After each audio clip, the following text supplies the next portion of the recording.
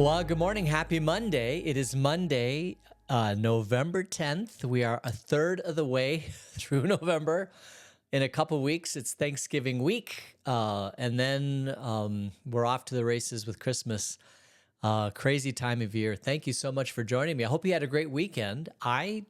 So on Friday, we did a wedding at the church over the weekend. It was actually very interesting. It's someone who used to worship with us, about 10 years ago. And then he moved and his daughter got married. And so did the wedding for that. It was kind of a cool wedding. It was outside. The wedding was outside. It was a beautiful weekend. And then the reception was inside.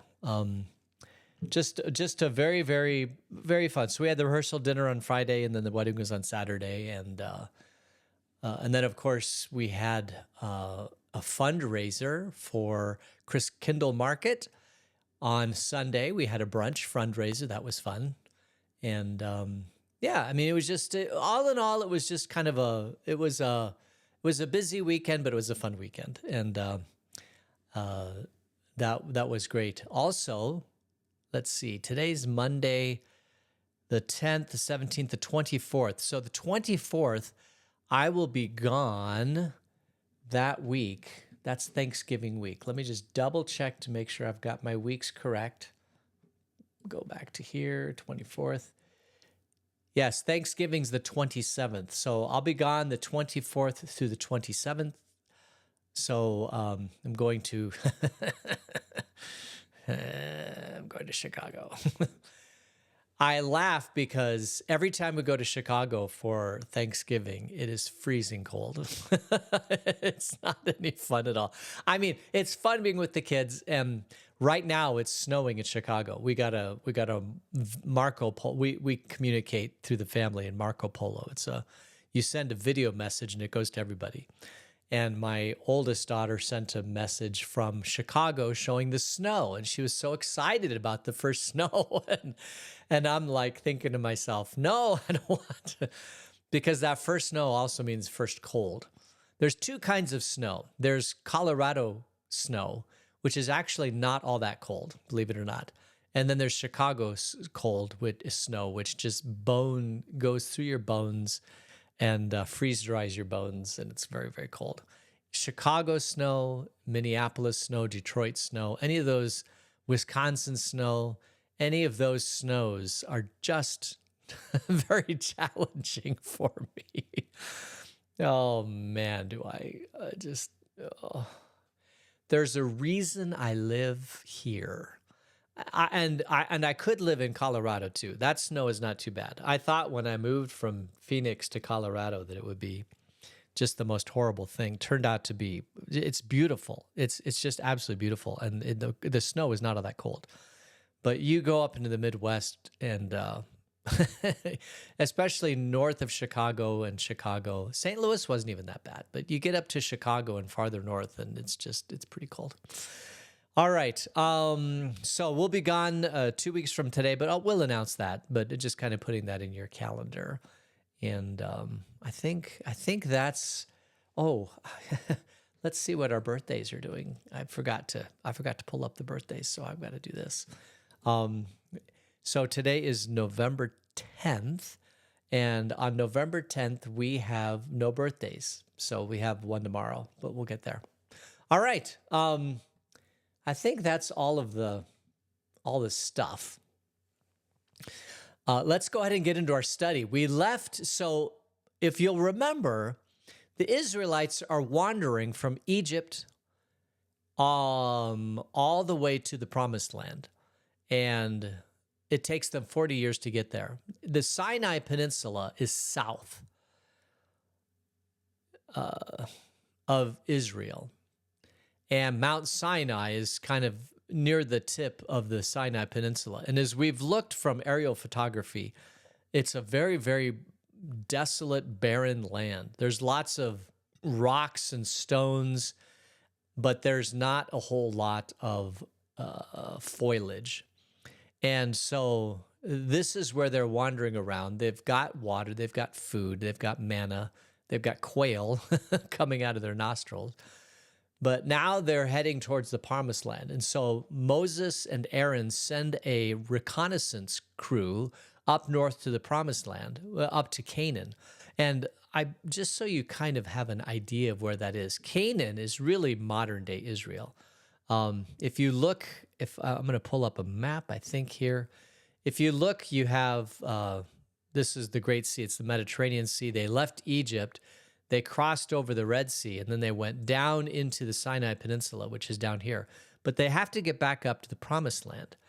And this is Mesopotamia. Meso means between. Potamus is water. So between the waters, so between the Great Sea and the Baltic Sea. Is that the Baltic? Whatever that sea is. I think it's the Baltics. No, that's too far south.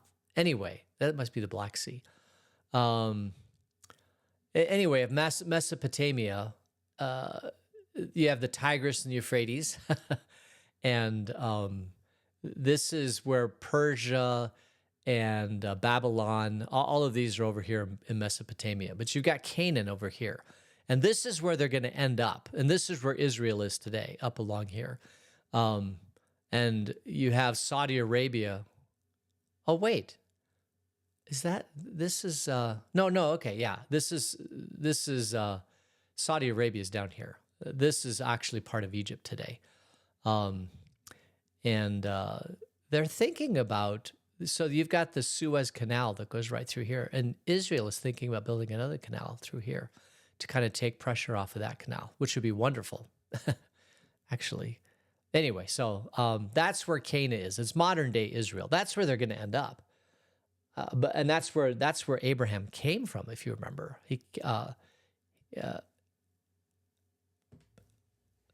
Not Abraham. Jacob was in Canaan, and he left Canaan to go to Egypt to find food and water, and he stayed in Egypt and became enslaved in Egypt, and that's how they ended up in Egypt. But they're kind of returning back to where they started, although Abraham started in Ur, which was over Mesopotamia. That's where God first came to him and said, I will make you a great nation. I'm going to give you lots and lots of kids. All right. Okay, yeah. So let's start. We left in Numbers chapter 12. Numbers chapter 13 and verse 25. And now this expedition is coming back, and they're going to report on what they see. So let's just see what they see. A sailor went to CCC. All right, verse 26. They came back to Moses and Aaron. This is this expedition, and the whole Israelite community at Kadesh in the desert of Paran. That's where, isn't Kadesh Oasis is where Abraham came from. I think Ur is very, very near Kadesh, the oasis of Kadesh. All right, just kind of throw that out there. They reported to them and to the whole assembly and showed them the fruit of the land. They gave Moses this account. We went into the land to which you sent us, and it does flow with milk and honey. Here's its fruit. But the people who live there are powerful, and the cities are fortified and very large. We even saw descendants of Anak there. The Amalekites live in the Negev. The Hittites, the Jebusites, the Amorites live in the hill country, and the Canaanites live near the sea along the Jordan. So they come back and they say, listen, well, here's some fruit, and it really, truly is a beautiful land. It'd be a great land for us. Thank you, God, for giving us this land. But there's people there. Anak, the Amalekites, the Negev, the Hittites, the Jebusites, the Canaanites, they're all living there. So how are we going to get into the promised land? Are we going to find our own little community? What's going to go on? Because you can't go into a land that's occupied by somebody else. It won't go well for you. So let's see what happens. Verse 30. Then Caleb silenced the people before Moses and said, we should go up and take possession of the land, for we can certainly do it. But the men who had gone up with him said, we can't attack those people. They are stronger than we are. And they spread among the Israelites a bad report about the land they had explored. They said, "The land we explored devours those living in it.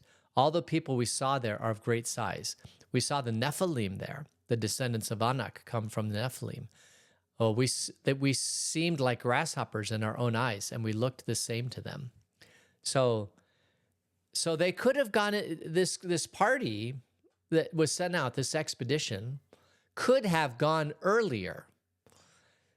But they freaked out. They saw the people, and they saw some of the Nephilim, the descendants of the Nephilim, some really, really tall, giantess people, which is interesting because this is what David saw. Goliath probably was a descendant of Anak too, and the Nephilim.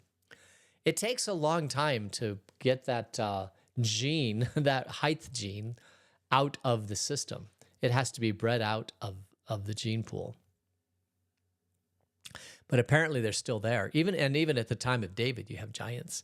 We don't have many giants today. We have people who were born large, but I don't think like Andre the Giant, he was a big guy. I mean, there are still some giants out there. So that gene is still, every once in a while you'll see that gene pop up, the giant gene. But it was a lot more pronounced back many, many, many years ago.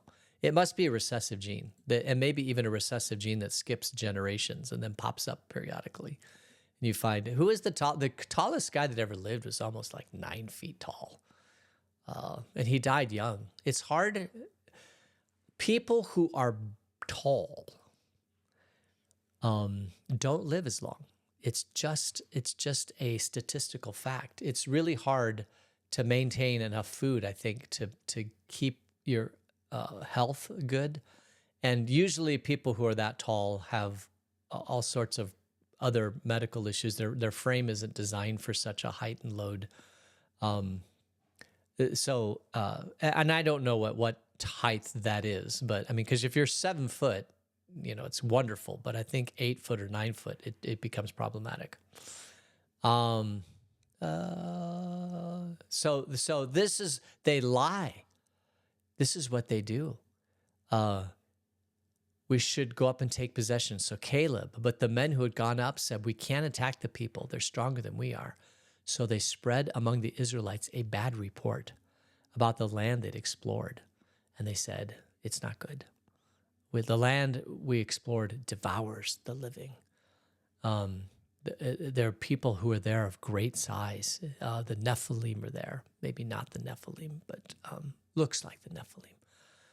We seemed like grasshoppers to them. We can't go there. So the people hear the report and they're like, "Well, goodness, that's just terrible." All right. So let's see what happens. Chapter 14. That night, all the members of the community raised their voices and they wept aloud. All the Israelites grumbled against Moses and Aaron and the whole assembly and said to them, "If only we had died in Egypt or in this wilderness. Why is the Lord bringing us to this land only to let us fall by the sword? Our wives and our children will be taken as plunder. Wouldn't it be better for us to go back to Egypt?" And they said to each other, "We should choose a leader and go back to Egypt." This is a common theme throughout history. People want to go back to a couple things here. I mean, it's just, this is human nature. Everybody points back to a time that they say that was the great time, and we want to go back to that time. Well, A, you can't go back to that time, and B, you can't go back to that place. You can go back to that place, but that place changes over time in our mind because it never stays the same. I remember we left Colorado to go to the seminary, and I don't know, maybe 2 or 3 years into this pastor job, we decided to go back to Colorado, and we brought the old crew together again, all of our old friends that we spent every Friday in a Bible study with for 10 years. And we all sat around in someone's backyard and just talked, but their lives had changed. Our lives had changed. It was fun to catch up. It was fun to see them, but you can't go back after we'd been gone at that point by about 7 years, and you can't go back and it certainly is, those relationships are still there, but in your head, the way you remember it is a whole lot different than it actually is now. And everybody wants to go back to the great time. This was the great time. We want to go back to the 50s in the United States where everything's great. But was it really all that great? We idolized things in our mind. People idolized Egypt. They see all the good that they had. They had food. They had the protection of the Egyptians, but they were also enslaved. It wasn't all that good. They were also crying out to God that they wanted to be rescued from slavery, and God rescued them. It couldn't have been all that great. But you have people who idolize the past, and you can't go back to the past. The past is in the past. You got to look to the future, and the future is bright. If the future that you see in front of you doesn't look all that great, then change paths and create a better future. Anyway, and it's people's human nature to grumble. There was a song there by Keith Green, So You Want to Go Back to Egypt. And everybody wants to go back in time to those great times, but were they really that great? It certainly wasn't. And the natural human condition is to go back. We idolize the past to the point where we want to go back, but you can never go back. Even if you could go back, you'll find things when you're living there. You'll find things that you'll remember. Oh, that's why we left. That's why we asked God to rescue us from slavery out of Egypt. The promised land is there. They're going to get to the promised land. They could have gone in. They could have said, okay, God, we see the promised land. Give us strength to go conquer it. God didn't move them to do that. And he also is not going to let Moses go into the promised land. He will bring him to the precipice of the promised land, but it's Joshua who takes him into the promised land. Verse 5. Then Moses and Aaron fell face down in front of the whole Israelite assembly gathered there. Joshua, son of Nun, and Caleb, son of Jephunneh, who were among those who had explored the land, tore their clothes, and they said to the entire Israelite assembly, "The land we passed through and explored is exceedingly good. If the Lord is pleased with us, he will lead us into that land, a land flowing with milk and honey, and he will give it to us. Only do not rebel against the Lord, and do not be afraid of the people of the land, because we will devour them. Their protection is gone, but the Lord is with us. Do not be afraid of them." But the whole assembly talked about stoning them. And then the glory of the Lord appeared at the tent of meeting to all the Israelites. The Lord said to Moses, "How long will these people treat me with contempt? How long will they refuse to believe in me in spite of all the signs I have performed among them? I will strike them down with a plague and destroy them, but I will make you into a nation greater and stronger than they."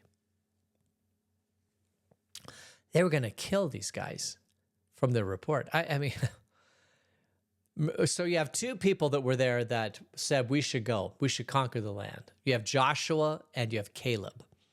And Joshua and Caleb say, let's go. We can take them on. This is our land. But the people want to stone those two and say, no, we're not going to do that. That God's not going to get us into the promised land. And they talk about stoning them, stoning their own people, because they say we can take this land and God is with us. This is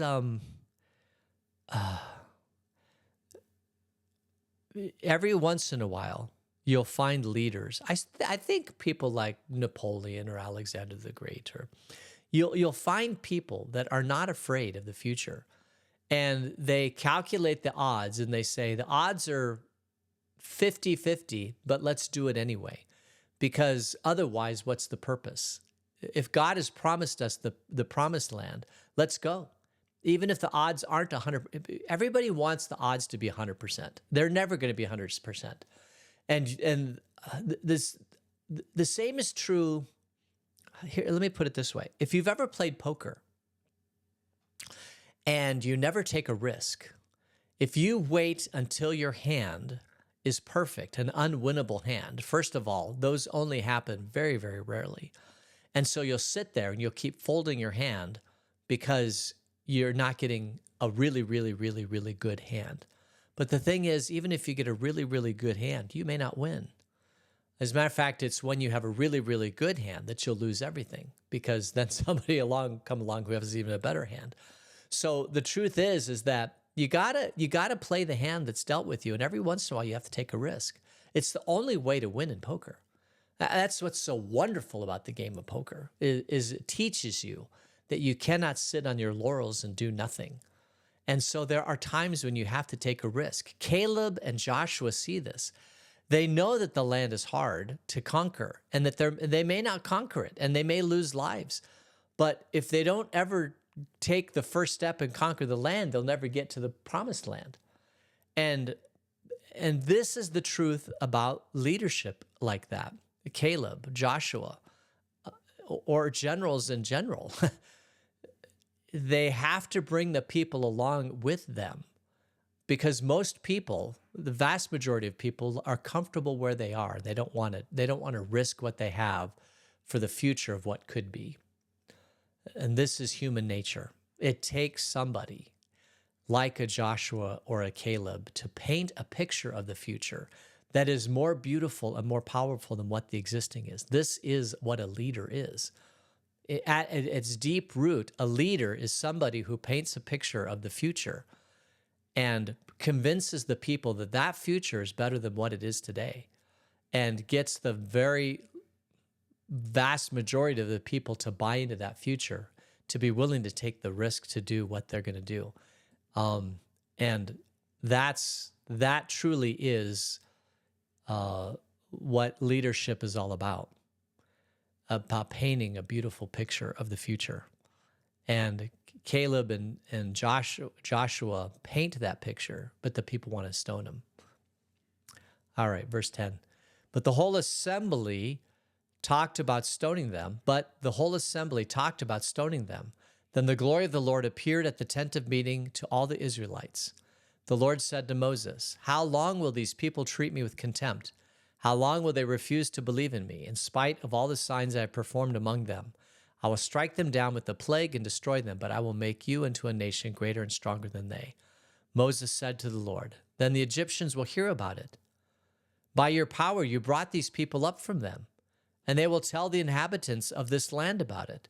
They have already heard that you, Lord, are with these people, that you, Lord, have been seen face to face, that your cloud stays over them, and that you go before them in a pillar of cloud by day and a pillar of fire by night. If you put all these people to death, leaving none alive, the nations who have heard this report will say about you, the Lord was not able to bring these people into the land he promised them on oath, so he slaughtered them in the wilderness."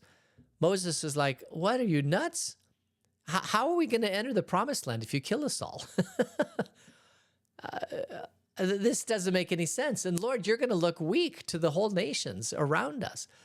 They've heard about how you rescued us out of slavery in Egypt. They've heard about how you visit us face to face in person. They've seen all the things. They've heard all the things. And now you're going to give up on them? Lord, don't give up on them.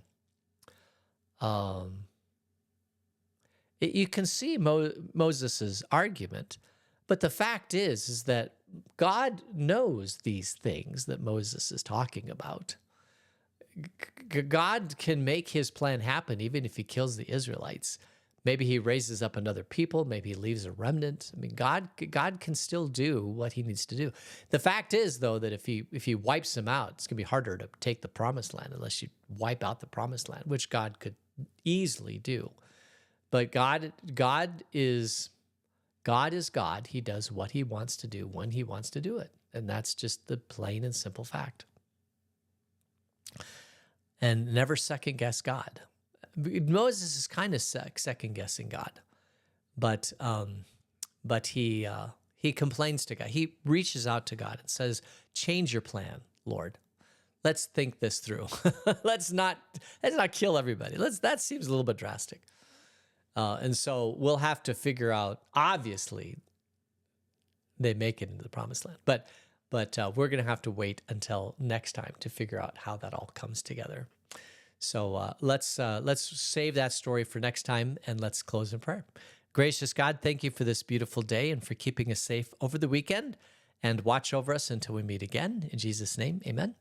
All right. Thank you so much for joining me. Let me look over here. All of you online, appreciate you all. And I pray you have a great day in the Lord. And we'll see you tomorrow. Take care. Bye.